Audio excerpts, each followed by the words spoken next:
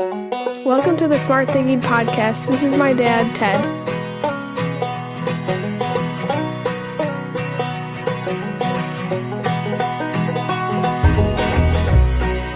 Welcome to the Smart Thinking Podcast. I'm your host, Ted Neitzke.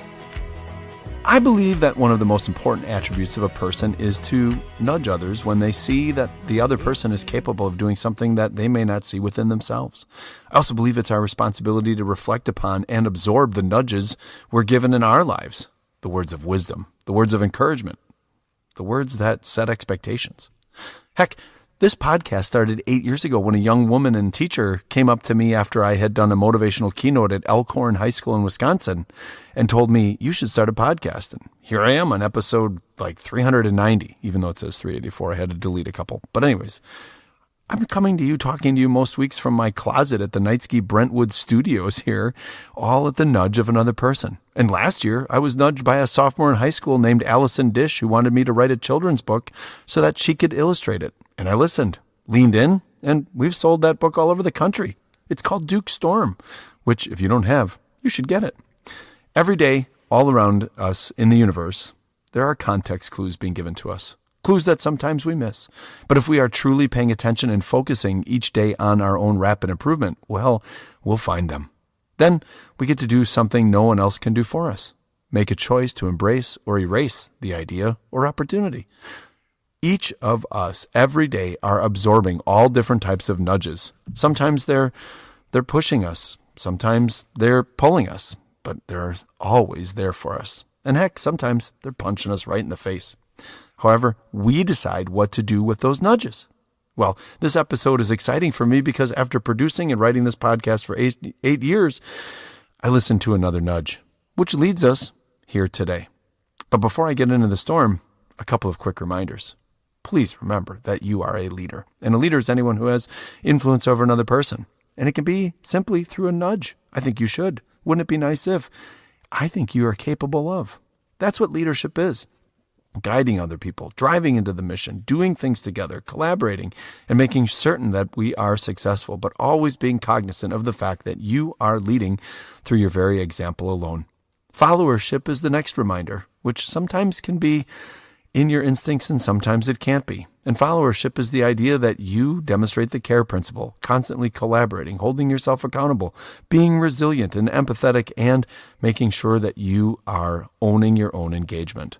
And that leads us to the last two behaviors. Every single day being empathetic, both for others, and then practicing self-empathy. What would it be like to be that other person? And what am I currently going through and what do I need? Which is the reflection part of your day. Which leads us to the final lifestyle, the lifestyle of being a buffalo, charging into the storms that face you with energy, optimism, and true belief that you can get through them because you don't have a choice. Alrighty, nudges. I was first introduced to the behavior of nudging after reading the book Nudge. Nudge was written by Richard Thaler, a Nobel Prize-winning economist, and the book introduces the popular idea that improving your decisions about your health, wealth, and happiness come from listening to the nudges in your world. And it outlines what is known as the nudge theory, which is a behavioral economics concept. It suggests that organizations can subtly guide people toward better choices for their health, finances, and happiness without taking away their freedom of choice or altering their financial incentives. Basically, listen to the world around you. After reading the book, I started to grow my own awareness of how media, social media, and other people were able to impact me in the way I thought. However, I also began to listen more as I observed what was simply that people were suggesting or sharing things with me, and I began to change my behavior by truly listening to them. I almost always go off and quietly explore whatever it is that is brought my way from other people. Comments in public that are made, I'll maintain curiosity and I'll go and learn about whatever was shared with me. Comments in private that are made, emails, texts, don't you think? What if? Do you know? And if I don't know, well, I seriously get very curious and I try to figure it out. And I sometimes can't let go of the nudges that other people give me. I think most of us are like that.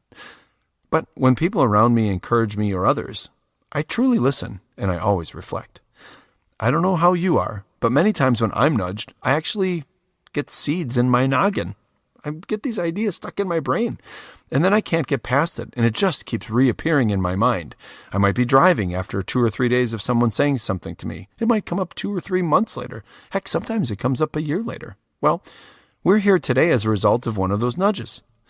A bunch of years ago, I started doing leadership training and certifications for young people. I've talked about those experiences and the rich takeaways I get from them at those trainings. And I've trained thousands of young people in middle schools, high schools, and college.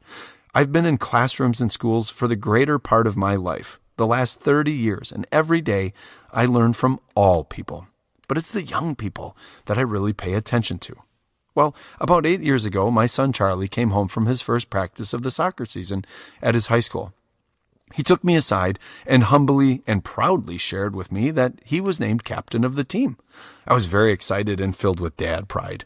An hour or so later, while we were having dinner, I asked him, "Well, Charlie, what's your job as a captain?" Now, Charlie Neitzke had been a captain on his soccer teams before. His leadership style is deeply based on emotional intelligence and his care for other people. He is a very sincere and caring person. He's also very motivating. If you're a Clifton Strengths person, listen to his top 10. Number 1 is blue, developer. Number 2 is purple, belief. Number 3 is blue, relator. Number 4 is blue, harmony. Number 5 is purple, consistency. Number 6 is blue, positivity. Number 7 is green, learner. Number 8 is blue, empathy. Number 9 is green, context. And number 10 is blue, includer. If you were listening, that's 1, 2, 3, 4, 5, 6 of his top 10 are all about relationships. So what do you think he's about as a leader? Relationships. This means that he is really energized by the people around him and doesn't like others disappointed, and he works really hard to get everyone involved. He wants to understand where it's coming from. He wants to really have a true belief in what he's doing, and he lives his life by his core values. He's very consistent in his rules, and because he has harmony in his top 5, he really cares about making sure that other people are not disrupted by his decisions. Well, sometimes that strength set for him and people like him lead to paralysis. And he's never going to take really, really big risks if it involves other people. When he's by himself, he's very happy to do it. When he makes the decisions on the field as a player, when he makes decisions in his life that impact just him, he's not afraid to do that. But when it comes to other people, it can be tough. Anyway, at dinner, I asked him, "Hey, now that you're a captain, what's your job and what are your responsibilities?" He just looked at me. He knew that I wasn't going to let this one go. His dad is a former soccer player, former varsity soccer coach, and was his select coach for a really long time. He knows me better than I know myself. The look on his face moved from, "Oh no, my dad's going to keep asking me these questions," to, "Oh, shiitake mushrooms, he's not going to stop." He then said 3 words that I never allow to last for very long. And he said, "I don't know." And I said, "What do you not know?" And he goes, "I don't know what my job is as a captain." So I told him, "Well, tomorrow, just go ask your coach." Like all children, he knew what to say to get out of the conversation. "Okay, Dad. Yep, I'll do that." The next day goes by and we're back at the dinner table. He was sharing about his day and how practice went and how he was going to miss some of the players from his last school year and their season. And I turned and simply asked, "Hey, what did you find out from your coach? What's your job as a captain?" Let me give you some context here. When I was a varsity coach, I actually had written criteria that qualified you to being a captain. You didn't get voted in because you were popular, the fastest, the coolest. You became captain by demonstrating leadership skills that were laid out for every team at the beginning of every season. And as you grew into our culture, you knew what was expected of the leaders. So I was coming from a good place when I was asking and making an assumption that he knew what he was supposed to do as a captain. His coach is an incredible man, especially in Charlie's life, especially because to this point in Charlie's life, that man had served as a mentor and a soccer coach for him, and a guider, and all things that you would expect from a coach who really cared about his players. But for some reason, those strengths of Charlie just kept emerging. I asked him the question again. He couldn't even look at me. I then got the look from Summer Megan on the other side of the table. You know, the "you're going too far, so shut your face right now" look? But of course, I blew right through that stop sign like a kid on a bike getting chased by a stray dog. I just went right to it. "Charlie, what did your coach say?" It upset him greatly, and I didn't understand. He said, "Dad, I didn't ask." Again, I got the look from across the table. And again, I drove through the barrier and right off the cliff. I was so upset with him, and he was so upset he couldn't finish his dinner. Why? Well, I created a dilemma for him, one in his head, as I found out later that night when I took him for one of our famous walks. He told me he was afraid to talk to the coach because he didn't want to disappoint the coach, and he didn't want to not talk to the coach because he didn't want to disappoint me. And he's like, Dad, I don't want to talk to him because I'm afraid what he might say, and I don't want to come home and talk to you because I know that you're going to be upset that I didn't talk to him. What a terrible position I put him in. And who was doing it? Me. However, this little experience nudged me, and I decided that I needed to start working with other young people who are asked to be leaders of themselves and others. Why? Because very few young people are prepared or being prepared by other people for all of the leadership expectations that life throws at them. I mean, think about it. We make kids captains and presidents and chair people. We put kids in positions where we ask young people to confront each other and stand into the storms and look into the future when they're riddled with all of the things that come with the normal parts of life, especially when you're a high school student or a middle school student or a young college student or new to the profession. All of the things we ask people to do, and we don't necessarily empower them. We don't give them the skills. We just tell them what they're supposed to do. And then we stand on the sidelines of life, judging them for not being successful in all the things that we thought they knew they should be doing. Like just simply going and asking the coach, hey, what's my job? As a matter of fact, as I reflected, I realized that no one had formally demonstrated to me a lifestyle, a mindset, or given me tools to lead others when I was young. And never did anyone show me how to deal with the ways that any given moment in my life could be disrupted by emotions or a zit. After feeling like crap for a week with this conversation with my son and trying to recover the weight that I'd put on him, I decided that I needed to act. I shared my experience with my executive coach, and he was like, well, why don't you do something about it? I got in the car and I absorbed that nudge and launched the student leadership certification training program that I now do every year for hundreds of people all over the place. However, it was one day a few years ago in Menasha, Wisconsin at the Boys and Girls Club that led me to you today. I was working with around 100 high school students, sharing the Buffalo story, how to address and fix what's bothering you, and how to maintain a positive belief in yourself. And at the end of the day, a young woman who was a senior walked up and politely thanked me and said, I wish you had a book about this. Well, Sophie, I now do. So thanks, Sophie, because we now have the book, Go to Your Storm. That was Sophie Bauer-Schimmick, who's now a senior at UW-Stevens Point and an English education major, who told me that. However, it was the nudge from her. I am an intentionally busy person. I mean, I love to be busy. My grandmother used to say Germans who sit still are either dying or sleeping. And that was it. And in the moments of my life when I have downtime, I find myself reflecting. And every time I run a student leadership training, I think to myself, I should listen to them. And now, after years, I've thought to myself, I'm going to do what Sophie said and write a book. Well, it actually all came to a head in the weirdest of ways. I was walking through Loyola University of Chicago's campus with my daughter, and we were in the bookstore. And there was Sophie. She was going to start her freshman year there, and so was my daughter Grace. It hit me that I really need to write that book. And weirdly, we were in a bookstore. Life happened, and I got a little busy. And then at the beginning of last summer, I set a goal. I wrote down this on a sheet of paper in my office. No matter what happens this year, you will write a book for leaders that teaches the Buffalo lifestyle, helps others recognize their impact, and gives them the tools to move themselves forward with the energy needed to go get through their storms. Well, friends, as of today, you can pre-order the book, Go to Your Storm. So I felt kind of weird, like talking about my own book. So what I did was I dropped the entire book into AI and asked it to write a summary for you. And I'm going to read it because I like it. Go to Your Storm is an inspirational personal growth and professional growth book and a leadership development book written by veteran educator and coach Ted Neitzke, dedicated to equipping young people, new leaders, and even experienced individuals with a resilient approach to life. The book blends authentic personal anecdotes from Neitzke's decades-long career in education, ranging from being a summer school aide when he was in high school to teaching middle schoolers to serving as a school district superintendent and now executive director of an education agency. Ted Neitzke's book, Go to Your Storm, serves as a personal development guide designed to help people navigate life's challenges with resilience and purpose. Through an introduction written by his children, Charlie and Grace, the author is portrayed as an energetic mentor who advocates for putting others first and facing difficulties directly. The core philosophy of the book is very simple. It focuses on a Buffalo lifestyle, which encourages individuals to charge towards their problem rather than avoiding them.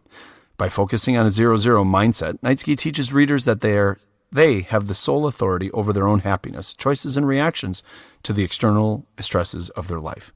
The text also challenges adult leaders to move beyond merely assigning roles to youth and instead focusing on teaching the emotional tools necessary for success.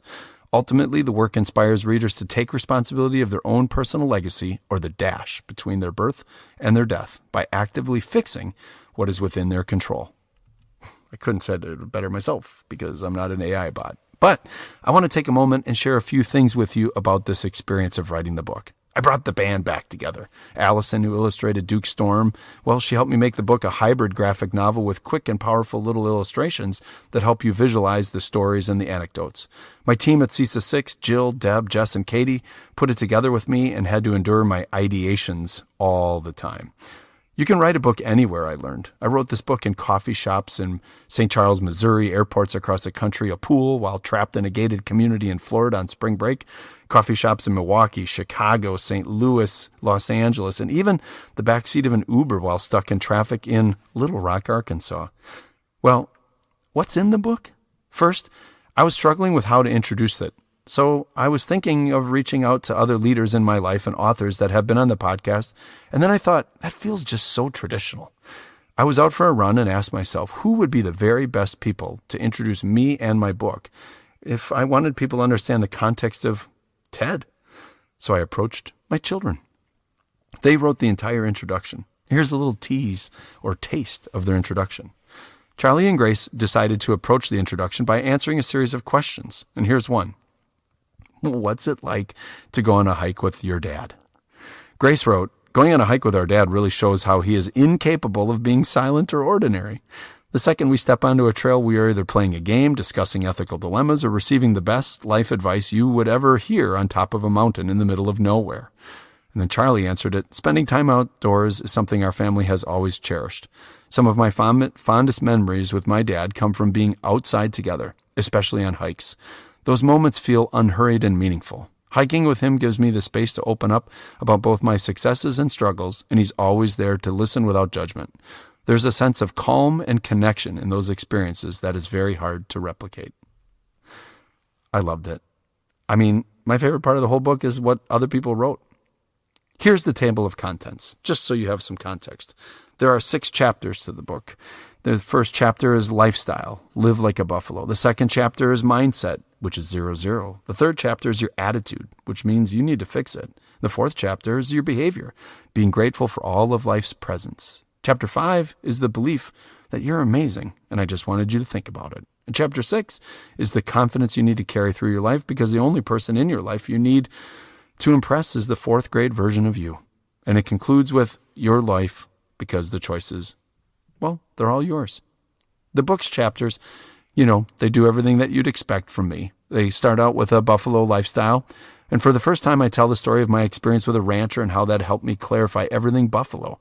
Some of you have heard the keynote, know the entire story, but it comes in the context of making the buffalo ways your own lifestyle. The second chapter reintroduces the world to 0-0 mindset, never winning and never losing, just always living. And it shares the origin story of how I came to that and how I learned the power of this mindset from a 7th grade boy that I coached. The third chapter introduces us to fix it. It's a powerful habit where we face our problem. We believe we can get through it, and then we realize that it is our responsibility to fix the things that are bothering us in life and learning how to advocate for ourselves while doing that. And from here, the book takes us into some new territory, and we begin to learn how to use the wisdom of the world around us and learn from others and create a sense of hope by accepting all the presents that life gives us. The idea being that no matter what, we can absorb the celebrations and difficulties the same way, see it for what it is, and move into them with 3 pieces of advice. These are 3 driving quotes from 3 really important people in my life. The first is that we're living on borrowed time, so we need to make the most of it. The second is we need to understand that we all have problems, and most of them are good problems that we can overcome. And finally, the hope that drives us through it all is that it all works out in the end. This brings us to chapter 5. The belief that you are enough, and how to reflect about your life and your day, how to deal with the anxious narratives we get in our noggin, and how to reflect and breathe through our days and our lives. This chapter is filled with strategies to help leaders and people with the processes we need to get through the day-to-day grind of life. I loved writing this chapter because it's filled with all the things that work for leaders and people. And chapter 6, well, a couple of weeks ago on the podcast, you listened to chapter 6 basically, which is that in chapter 6, it's all about focusing on impressing one person and one person only, the fourth grade version of you. And the book concludes with a challenge. The challenge to live true to yourself and be a storm chaser, a person who recognizes that going to the storm is all that ultimately matters in the life of an optimist, a proactively, rapidly improving person, a person like you. So who would I recommend read this book? Well, I would recommend all the freshmen of life. Wait, do you know what that means? Because it doesn't mean ninth graders or freshman year of technical school or college. It's anyone in the first year of anything, because you're always a freshman in those experiences. It's anyone who's young and going through life, 8th grade through 25 years of age. Anyone in a transition. Who else should read it? Anyone who's supporting anyone at any age. Anyone who leads others. Anyone who teaches others. Anyone raising others. Anyone who's looking for ways to support themselves or other people and needs just a lift. So yeah, I thought I'd write this for young people, and it was very consumable for younger people, but after having a lot of people read it, everyone's telling me that the book is for anyone. As a matter of fact, one of the people I sent it to was Sophie, the girl who nudged me. I asked her to read it, and here's what she said. Go to Your Storm is an impactful reminder for young people that our greatest growth often begins in the middle of our biggest storms. Through its relatable and heartfelt storytelling, this book challenges readers to face their adversity head-on with courage and grit rather than fear. While reading, I found myself reflecting on my own challenges, realizing that the moments I most wanted to turn away were often the ones that helped me grow, learn, and build resilience. Through the thought-provoking and uplifting messages, Go to Your Storm encourages readers to embrace the uncertainty and fully trust their journey.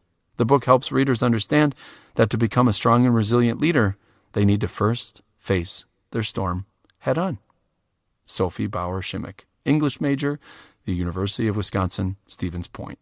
Listen, I did some research too before I wrote the book, and it is difficult to find a text written that can be consumed by all people in transitionary stages of their life. I mean, I love all the great authors, but their audiences are, well, they're usually a little bit older and educated. And I tried to make mine for everyone, especially the young. But the book also gets into tips for all of us. I researched reading levels of Americans and found out that the average American has an 8th grade reading level. And that the reading levels of like general tabloids, basic daily conversations and mass market magazines and online, well, those are written to be 6th and 7th grade reading level. The New York Times on any given day is between the 8th and 10th grade of reading level. So I looked at all that, and I even looked up what Brene Brown's level of books were, and hers were 10th to 11th grade. So I thought, that's it. I'm going to make mine 8th to 9th grade reading level so that we could all read it and consume it. Okay, friends, I'm pretty excited here. I wrote this book for us to use to help others, to influence others, to get young people to see the world in a better light, for all people to have a shared language to accelerate confidence and happiness. Books for you and I, they're going to ship the first week of August, and I embedded a link for you, our smart thinkers, so that you can pre-order the text and get one that's autographed with a buffalo sticker or two inside of it, and then begin reading it in early August before the school year starts. We will have it discounted for orders for classrooms, and there will be units developed for all ages as well once the book gets out, that you can use them for reflection guides, for book studies, for parents, and for classrooms. Now, as I close out here with that small little ShamWow commercial I just did, I want to read you the sentence of the first chapter and the last sentence of the book. The first sentence says, believe it or not, as you get older, your brain doesn't stop wondering about all the possibly weird things that could happen to you. It actually gets worse if you don't learn how to deal with the creeping effect pessimism and negativity can have on your well-being. And the last sentence of the book, once you go on this full journey with me, it says, never ever forget that you have already overcome the hardest day of your life. So let's do some smart thinking. List who has nudged you in your life. Describe how you support others with a bump on occasion. And list who you could help grow by teaching them the principles found in the book, Go to Your Storm. That's it. That's the Smart Thinking Podcast and the last episode of the 2025-2026 season. Please rate and share this episode on your platform. Help me get the word out about the new book, and then rate this episode. That's been making a big difference for me, and I appreciate you taking that 1 second and slamming that like button. Sorry, I can't believe I just said that. I sound so Gen Z, and I'm so Gen X. Anyways, I also want to thank the Well Pennies for their great music, and Golden Bear Studios for always supporting the podcast with all of that great music. And lastly, as I end my 8th season of the podcast, I want to thank you, the listener, my friends, the people I run into, people I don't know, people all over the United States and the world. This thing has gone places where I could never have imagined it. And, frankly, my hope is that the book does too. Not because I want to sell a lot of books. I want to help a lot of people. So please help me help them by purchasing that book or sharing the book with others. Okay, as we close out, I want to read one more thing to you. A few years ago, I was working with a leadership team led by Bob and Ron. No, they're not a morning show out of Indianapolis. They were a team of administrators, a superintendent and a principal. And they told me that one day after I had left, they had nicknamed me Tangent Ted. I wasn't offended at all. Instead, I owned it. It's a perfect nickname for me and my behavior. It's like the angry teacher who one time was upset with me and slammed her hand down on the table and said, "You're such an obnoxious optimist." And I smiled and I wrote it down. Oh, these nudges in life are everywhere. Well, in my new book, I couldn't help myself, and I went on all of these tangents. Allison, the illustrated, created this great image of a street sign that says, "Caution, Ted Tangent ahead." And I want to leave this episode, the last episode of this season, and the announcement of my newest book with the tangent found in chapter 1. You see, nudges are everywhere, and we need to recognize them in motion, even when we don't want to, and no matter our age. We tend to get really irritable with the people we are the closest to when they want to help us. So sometimes we need a reminder. And here's the tangent from chapter 1 in Go to Your Storm. Now, I want to veer off here for a minute. Sometimes we need to pay better attention to the words and actions of the people around us. People who care about us and love us also worry about us in unique and strange ways. And sometimes they don't know how to talk to us. Sometimes that's because we make ourselves difficult to talk to. Try to catch yourself when you feel this happening. Sometimes others are afraid to say things to us because they don't want to disappoint or upset us. You need to increase your awareness of how people who care about you can step into your space as they try to protect and help you. Sometimes this can take the form of your parents getting excited or angry. Other times they offer advice you didn't request. And still other times they disguise their worries by telling a story about their own lives, hoping you will learn from their life choices. These wise and caring old people are doing their best, and sometimes they forget that their stories are not the same as what you're experiencing, and that you don't need someone to talk at you, you need someone to listen to you. Just because the people who care about you might act strange or say the wrong things when trying to support you doesn't mean you should ignore them. It means the opposite. It means you should listen and learn from them. That's the first TED tangent from chapter 1. And remember this. You make a difference and you matter. No matter what's going on, sometimes they're not listening, you're not listening, but there's a lot to be said, a lot to be learned, and nudges everywhere. All right, I'm heading to 3 national parks with the family in a week, the Badlands, Glacier, and Teddy Roosevelt, and I can assure you that there will be some content coming out of this adventure, especially now that we have adult kids and the hikes are filled with greater dialogue. As a matter of fact, I wanted to leave you with one last thing. Because the best part of the book for me is what my kids wrote, which you can pre-order right now while listening. Wink. The question was, what's your dad like to be with? And Gracie wrote, my whole entire life, everyone has asked me what it's like to have this guy as my crazy, energetic, hilarious, positively charged dad. What was it like living with this guy? Is he always this funny? And my response, and I'm sure my brother agrees, is it's pretty awesome. Every second I spend with my dad is truly memorable, whether he's explaining a new way to make someone's day, giving me a history lecture about Theodore Roosevelt, or climbing a 14,000-foot tall mountain. Every second and experience is a gem. And Charlie wrote, there's always something to talk about when I'm with him, whether it's something happening in his life or mine. The conversations never feel forced. I especially enjoy talking about my work with him because he's so knowledgeable and brings years of experience in a field I hope to succeed in. He listens carefully, asks thoughtful questions, and always offers advice. So here's the deal, friends. I wish you could come hiking with me this summer. So I'm not going to be able to do that with each of you, but I am going to be able to leave you with some advice. Enjoy the summer, be a buffalo, and always go to your storm. It seems these days blue's covered up in a cloud and a blanket of grace.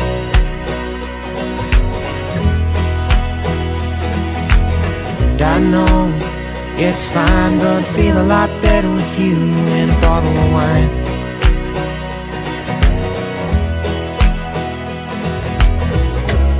Every color's faded, everyone is waiting on. Well, there's a song arising, just you wait and see. Won't you take my hand and shake the world with me? Shake the world with me.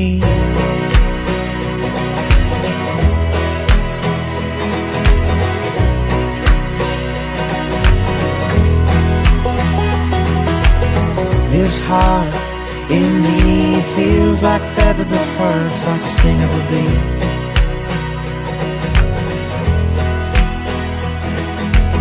And I know it's fine, 'cause I can bring the rattle and you can bring that shine.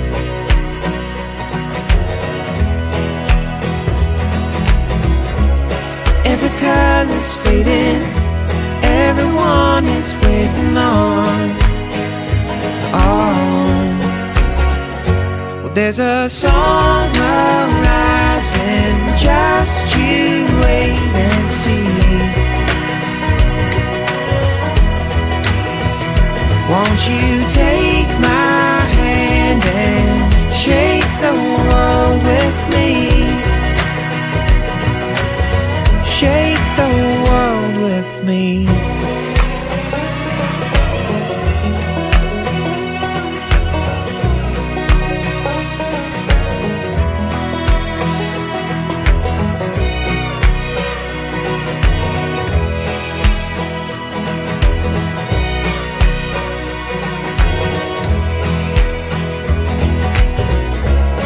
Every color's faded, everyone is waiting on. Well, there's a song arising, just you wait and see. Won't you take my hand and shake the world with me?